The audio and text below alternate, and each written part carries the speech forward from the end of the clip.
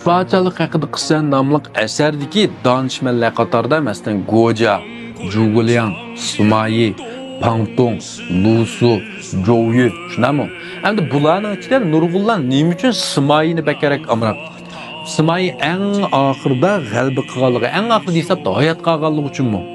Sumayi elni birlik keltirdimi?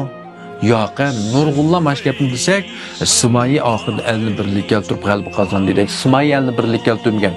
Bundan kim birlik keltirgan? Mush mazmun qiziqamsizlar ya. Onundan sırt endi bu yerki Sumayi nima uchun eng dastlabda Savsovning yoki Liubeyning qashiga ketmay Chirbi urushida bu mag'lub bo'lgandan keyin mush Savsovga egishdi. Onundan burun bu naditi.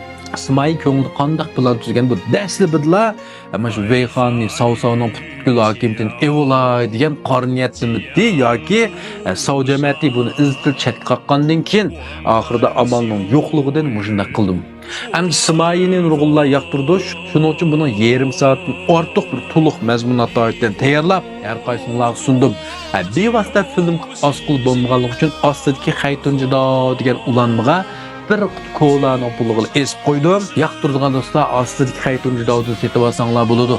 Alma botlari setib olmay qolsanglar, men ayrim xat yozsanglar, sizlarga ayrim yo'llab bersam bo'ldi qanday setib olishni ya.